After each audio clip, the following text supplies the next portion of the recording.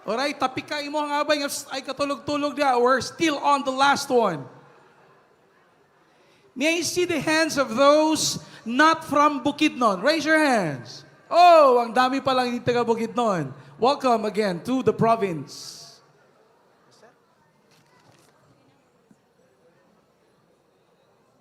We are just waiting for the cue from one of our participants. Right. Dito sa Before. stage, who are from Bukidnon but not from Malaybalay? Outside Malaybalay but from Bukidnon. Ayan, madami-dami din, no? Maraming mga politiko. No? This is, and also our friends. And of course, all the rest, we assume are from the city of Malaybalay.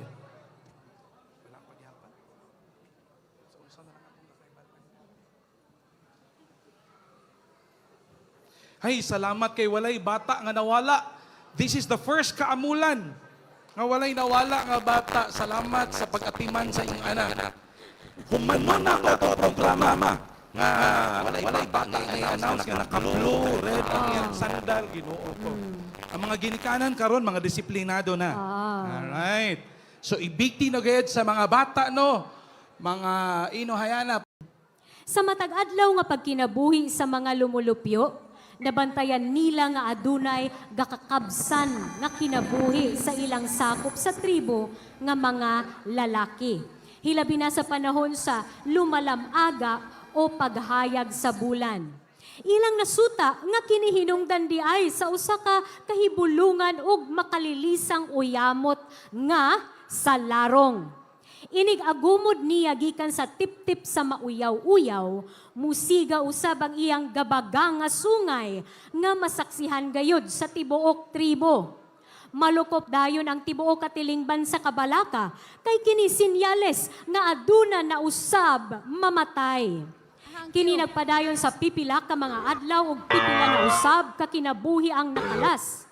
Usa ka lumalamaga niyan, nagpatigom og mga agong ang kababayenan aron mapahimangnuan ang tribo nga magamping ug magmabinantayon, hilabi na nga ang mga maong salarong anaa pa sa bungtod.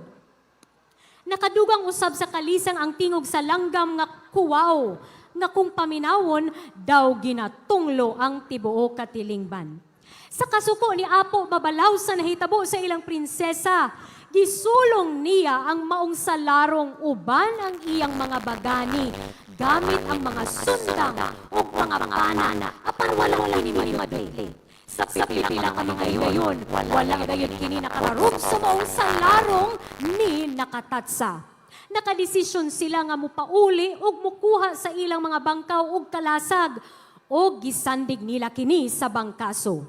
Ingon man, ang kababayenan nagdala og kilala ug uban pang mga halad o giritwalan nila kini pinaagi sa pangampo ha ritual ug uban pang mga halad o giritwalan nila kini maong mga hinagiban, maoy makasumpa og makaabog sa dakong salarong nga tumbaga hasungay. Tuod man, naabog nila ang salarong gamit ang mga kilala, bangkaw ug kalasan ug ilang gipangayo sa magbabaya nga dili na kini mobalik pag-usab hangtod sa kahangturan. Dili na makadala og kabalaka sa tribong Bukidnon sa sitio Kabakungan, Barangay Salinabo. Naghudya ka ang tanan, pinaagi sa pagpahigayon ug kaliga, usa sa pinakataas ug pinakasagrado nga ritual nga mukabat sa 7 ka adlaw ug 7 ka gabi nga seremonyas.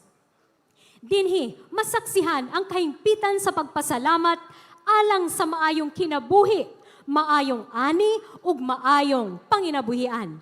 Nanayaw sila og dugso, binanog, binaylan, sayaw sa buo, sayaw sa abaka, gamit ang inabol ug saot kun war dance nga giduyugan sa mga instrumento Bukidnon nga mao ang tambol, bantula, agong ug kulintang.